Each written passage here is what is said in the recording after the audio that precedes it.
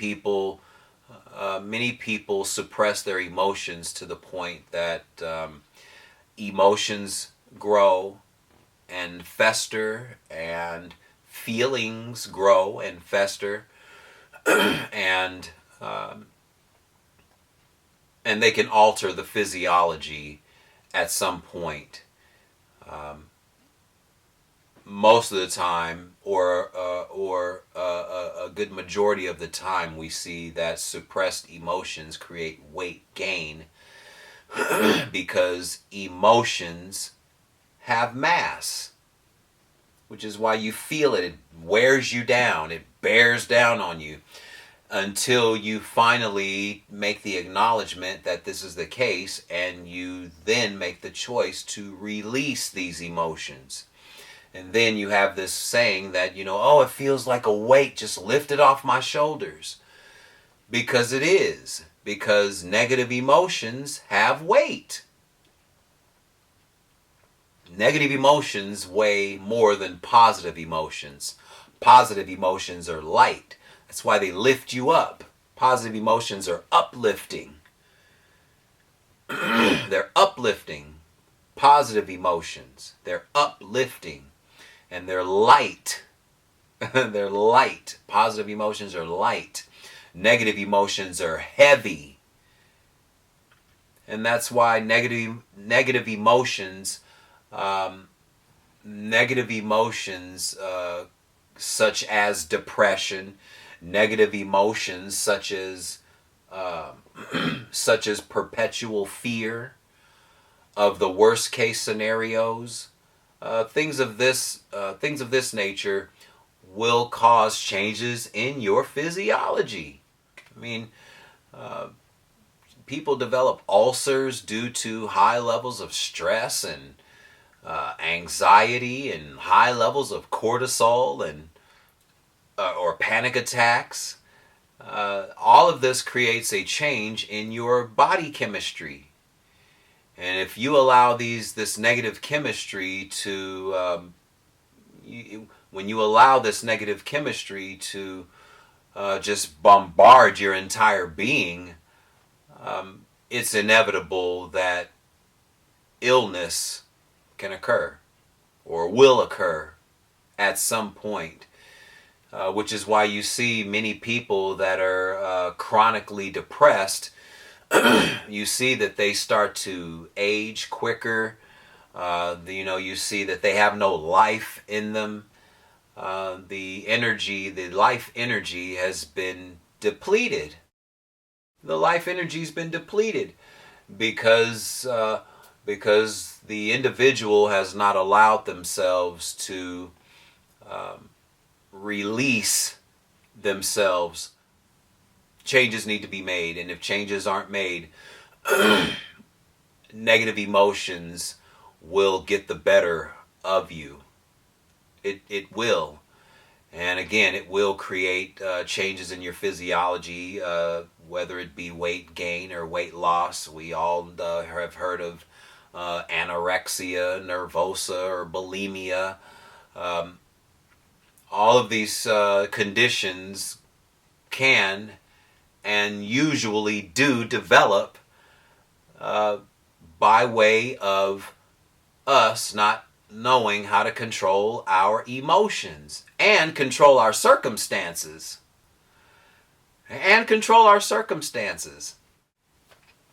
At some point, self-love has to take over or has to be developed. And to say that, this is not that I signed up for. Not if it's creating a change in my physicality, and it's changing the way I look at life. And it's creating for me to be in consistent and chronic fear, where I'm consistently panicking.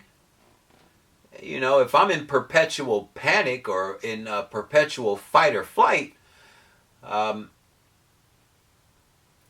we're gonna get ourselves into some serious trouble physically and psychologically and spiritually, because all of it is damaging. All of it is damaging.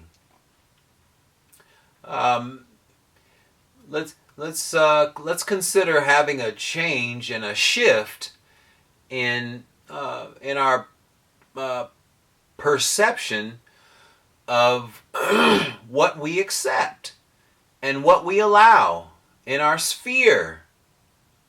What we allow. All things occur because we allow them to occur. Positive or negative. All things occur because we allow them to occur. Positive or negative. Because we're in total control of ourselves and the circumstances that we allow based on our thoughts and emotions. You can't control what happens outside of you. You can't control other people. The people that you allow into your sphere of influence, if in fact it develops into a relationship where you two are living under the same roof, and whatever agreements that were brought to the table are not completely adhered to, then something has to change. Something has to change. But only you can make that happen.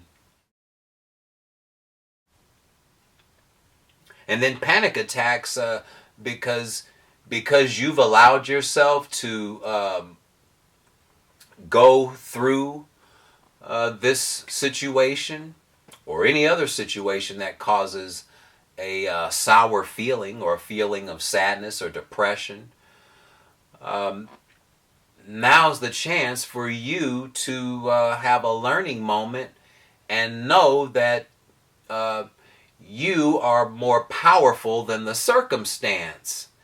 And also know that you help to create the circumstance. So if you are a co-creator in the circumstance, you can get yourself out of the circumstance and create a better circumstance. I mean, that's how much power you have. All of us have the power to create the positives and all the negatives in our lives. All of us. I mean, this is the wherewithal that all of us were given from conception. I mean, I can go into other nuances, but anxiety, depression, in all forms, anxiety and depression in all forms can be greatly reduced by actually knowing what anxiety is and how to use it, and learning what your emotions are, what these sensations are within you based on circumstances and events and experiences. Know what they are and know how they feel to you, and learn how you can navigate through life because you've experienced them. You know what your emotions do, and you know what they can do for you. But you'll only know that when you start to learn and know you. When you start to learn and know you, then all things become much easier, and all circumstances will become much easier for you to handle. I mean, this is life's operation. No one has to have panic attacks and fear the unknown. I mean, that's what panic attacks are, fear of the unknown, or fearing the anticipation of something that hasn't occurred yet. I mean, what are we doing? These are your thoughts, and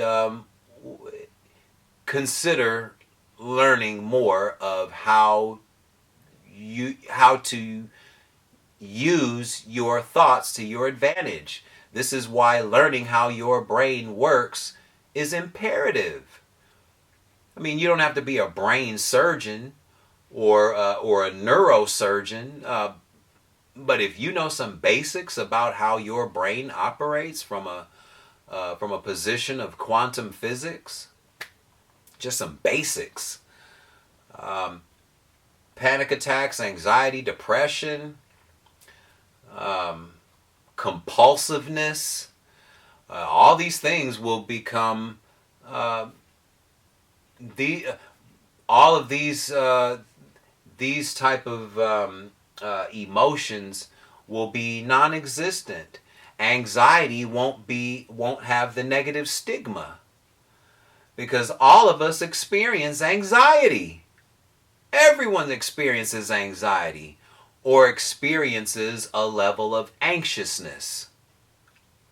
Not panic. I mean anxiousness. There is a difference. And until we learn those differences, the potential for chaos in the mind is always going to be there. Chaos, clutter in the mind. Chaos and clutter. Once you get the chaos and clutter out of the mind, you will free your mind for all things that are good to come in and saturate your mind to the point to where you'll have an abundance of great things happening, more than you having an abundance of horrible things happening.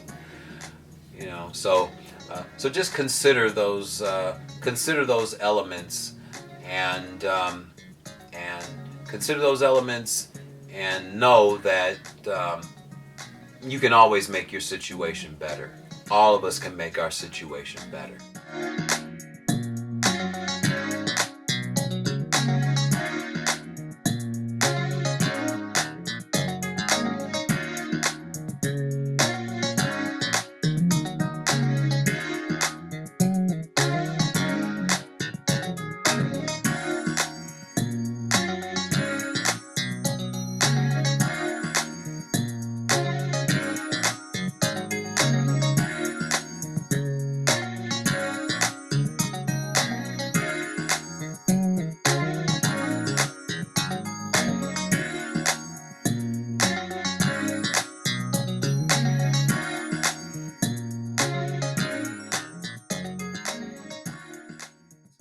Mental attitude first.